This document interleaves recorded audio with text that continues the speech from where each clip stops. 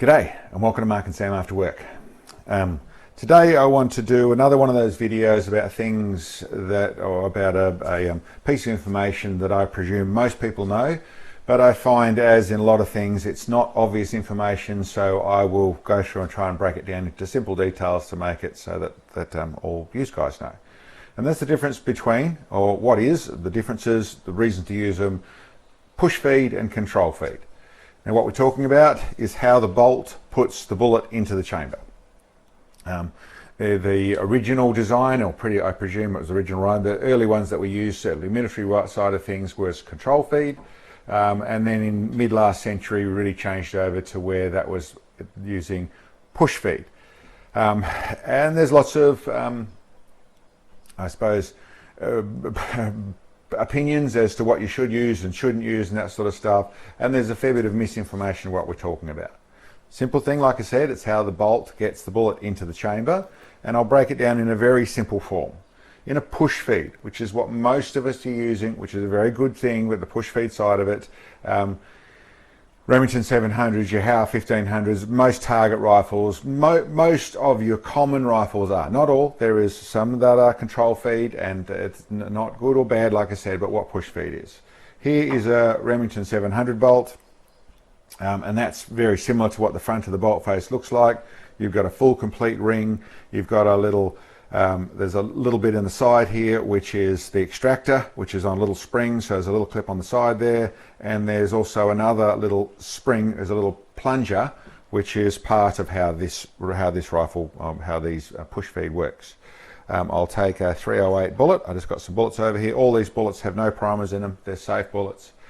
The way this works when you are racking for a bolt, whether you just put a bullet in front in a single feed form or it's coming up from the magazine, whatever form the bolt's all the way back, in whatever form the bullet is sitting just to where it's going to be touched by the bottom edge of the bolt. As it pushes forward, it pushes forward, moves up, slides up in, and then goes forward to where it's sitting, not into the bolt yet, but sitting to where it actually puts pushed right into the chamber. As you then put the bolt down, it cams forward.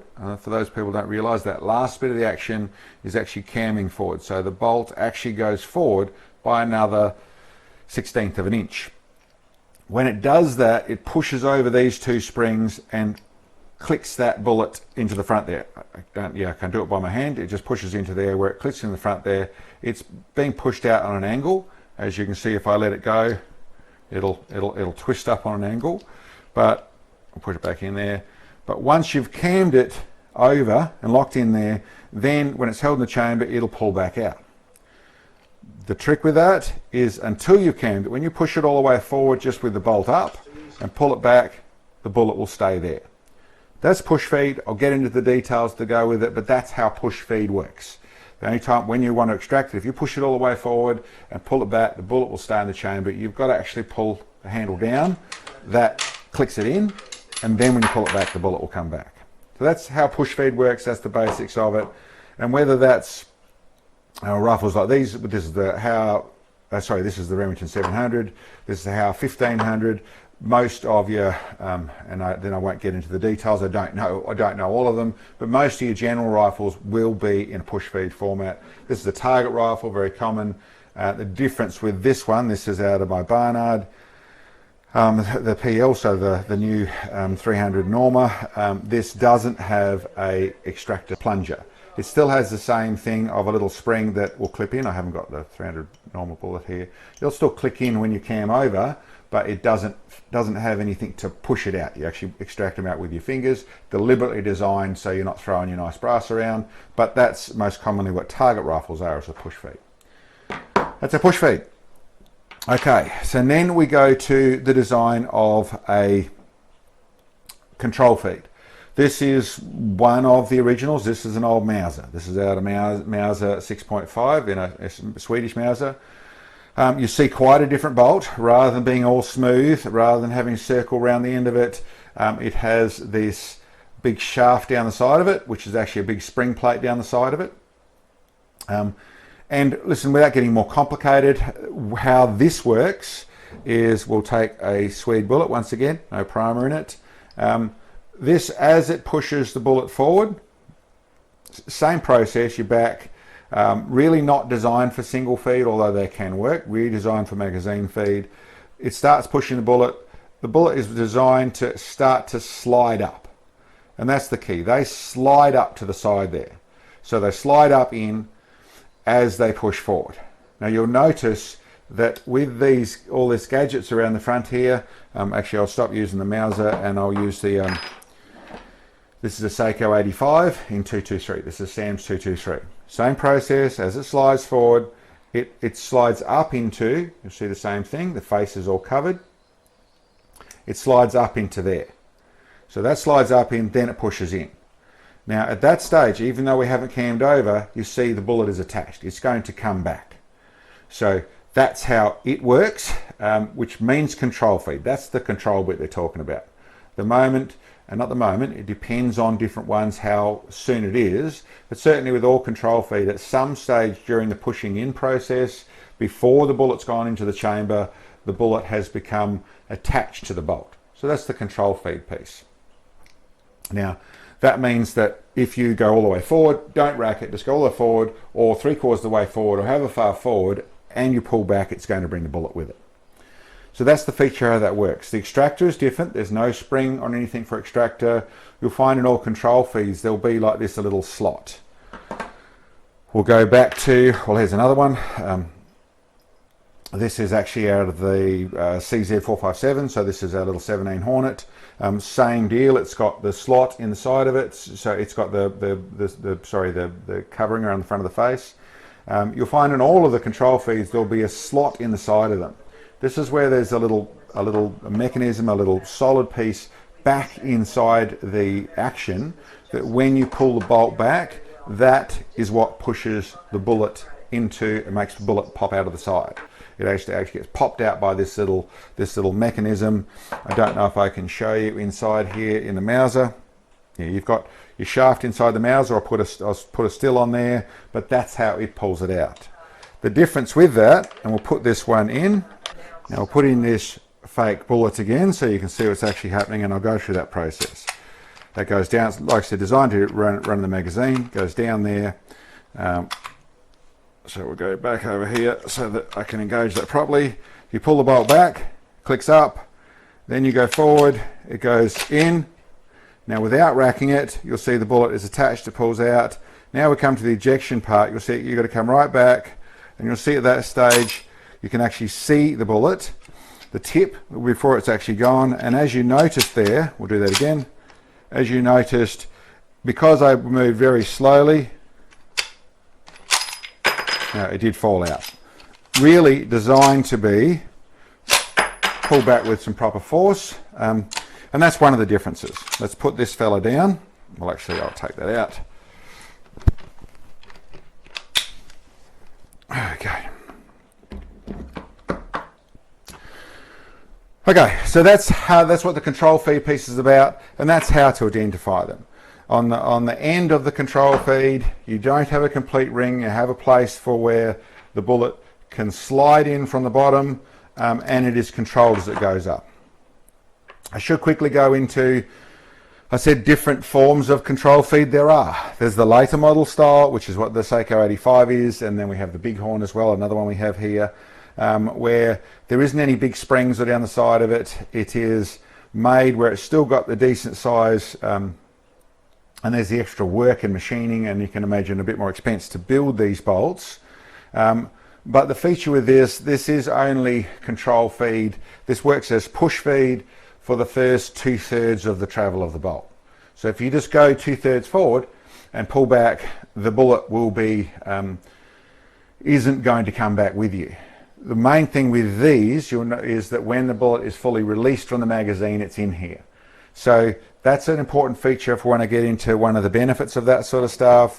With the older style, which is the classic Mauser style, this really starts engaging from very early on. So it's control feed for very early on. And one of the differences in the way of why the manufacturers went to, and most gun builders went to, most, not all, but most went to push feed, is two things. Basically the expense of machining. There's less machining involved. It's a simpler bit of steel than it is involved with over here, so it's a little less machining. And some would suggest there's a little more strength, a little bit of case strength by the fact you have a fully enclosed ring around the rim of your rifle when it all seals up in the back of it. Really not a big deal in that side of things, but it's really about cheapness of expense, and it's a very, very practical and serviceable way of doing things.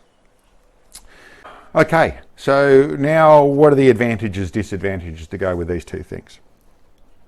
The control feed largely is more a hunting option. The push feed is more a target competition option. Both can do both jobs, but the reasons for that. The main reason we're really talking about control feed being better for hunting is really about stopping what's called a double feed.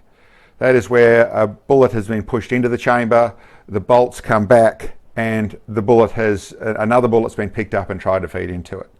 As Benjamin explained, a control feed can't let that happen. A push feed can let that happen. Now, where's that likely to happen? Listen, there's a couple of things that we're talking about there. One is in a panic situation. It's largely or a distracted situation, or your mind's on other things. So that's where the hunting is definitely in play. Both in whether you're stalking and trying to sneak up on something and concentrating on everything else, not making sound, the animal moving, all that sort of stuff, and not concentrating completely on what's happening with your round. You go to rack one and you come back again, and because it didn't actually happen, and you didn't realise you picked one up or forgotten you picked one up. That can happen with a push feed situation. Leave this all switched on, and you can that's all covered. Obviously, in the world, the other place we're talking about is in the dangerous game side of hunting, where there's a fair bit going on, probably in a few seconds. If you're actually in a place where rhinos are charging you or about to charge you, you might have all your disciplines might be running down your legs. There might be other things that are going on. So then to be panicking and shoving backwards and forwards, you certainly don't want to be half stumbling, come right back in and end up with a double feed in that situation. So there, the control feed is what is recommended, and I think you'll find there's some places that won't let you do that sort of hunting without that. That's because even if you get in that situation, it's always controlling it. It's going to grab the round. If you come back again, it's going to flick the round out. So it makes sure that you got a clear chamber. It only operates in that fashion. That also comes into the place of the heavier extraction of a control feed bolt. Means that if you fire one and it's stuck, for those that do a fair bit of shooting will know that sometimes when you yank too hard, when it's stuck and you pull too hard on a push feed bolt, it can still leave the round there.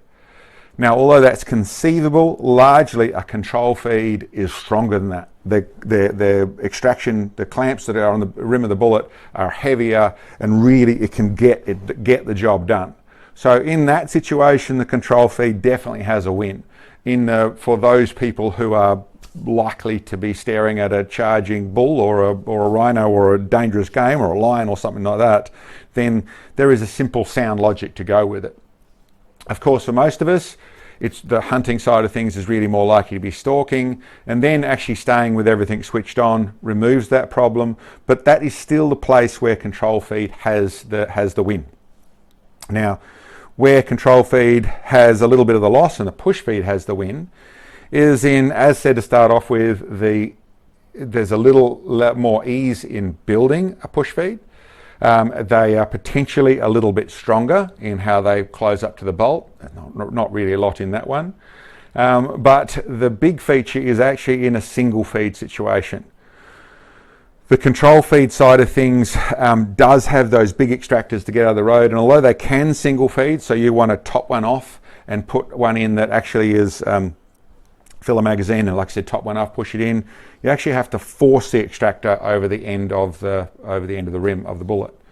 That in the long term can damage the extractor, but it's also harder on everything doing that side of things, where a push feed is already, single feeding is very simple for it. So it's nicer on that side of things. The other side of things is in the target shooting side of things. You can go to, well, I suppose it's a bit the extreme. This is the Barnard Bolt. I have a few of these. They're very nice, strong and I have them all in single feed options, but they don't have the little push feed, the little spring-loaded plunger to fire the brass out. This is made so that I can unrack the bullet, unchain the bullet, come back, and the bullet sits there in the action where I just pull it out by my fingers. I want to do that. That is a very deliberate thing because I want to pick my brass back up. I want to be able to look at it. I want to put it back in the case. I don't want it flicked to the side. Of course, your normal stuff like the Hauer 1500 and the Remington 700 here, and most push feed hunting or all-purpose rifles flick the brass out to the side and flick it out nice and easily. For me, I'm trying to catch brass and that side of things, so I would prefer they didn't flick them out like that, but that's what they do. And I suppose that's the last thing I'd say is the difference between the two. With your control feed, if you come back gently, it can almost leave it sitting in the chamber, or sitting in the action, or just gently flick it to the side because it's actually controlled by how fast you move your hand. With a push feed, there's a spring plunger in there, so the moment that bullet is sitting pushed sideways against the chamber until it gets to the end and then flicks out to the side. So some of these, like the Remington 700, is always going to fire the brass half a metre to a metre over to the side there. So good for tactical, getting rid of your brass, unloading, that sort of stuff. Not so good for the target side of things. So there's a little bit of a yin and yang either way. Like I said, generally hunting, certainly in your dangerous game, your safari, that sort of stuff, then the control feed has it for the win for very logical and sound reasons. For your target shooting, your normal competition stuff, then, and for a little cheapness of build and maybe a little more strength, then the push feed has it for the win. Anyway, hopefully that all makes sense. The double feed, that's the main deal we're talking about in what you're getting as a win here, but I think those go through and explain all the details pretty well. I'll put on some images of actually this action all working, how it all actually works. Okay, we'll start with the Mauser. So this is a control feed. So we'll put a bullet in there, made to operate out of the magazine. We'll tilt it over a bit so you can see. You go forward and you can see even from there that it's actually engaged and captured it. You go right forward, and so it can't put it in the chamber, it's right back. You can eject from that point, and what we'll do is we'll go forward, we'll rack it. It's racked, so there it is. It's all down and then ejects. We're pulling it out properly. We'll do that again and just show you, you can actually go forward to where you've only part gone in, not racked it at all, and at this stage you can also eject it because it has connected, it's controlled by the bolt as it travels. Last time through, up, in, forward, made to operate with some speed, comes back, ejects properly and done. So that's control feed, that's how that works. Put that down. So here's the 308 Remington 700. This is the push feed. Got one in the magazine. Do the same thing. I'll tilt it over. We'll come back. Bolt. The bullet comes up. It pushes forward. Now, as you can see, it's pushed forward. It's not connected. Even if I go right the way forward, from that point, the bullet is in the chamber, but I can come back here and make it look like there's nothing in the chamber. Where it'll engage, come forward, plop it over, then lift it up, and it's out. And then it ejects like we all know of our push feed. Time we're back, we push forward. From that point there, the bullet is not attached. It doesn't attach at all. It's got to go right in, and even then, right in, it's not until it cams over. When it cams over, then when it comes out, you see your bullet's attached. And it's got the spring ejector. So the moment it's exposed, the tip of it, when it's got no bullet in it, just the case exposed, it'll flick out the side. That's our push feed. Between the control feed and the push feed, and I hope that makes sense to everyone. Use that information as you may, and otherwise, thanks for checking in on us. We'll catch you next time.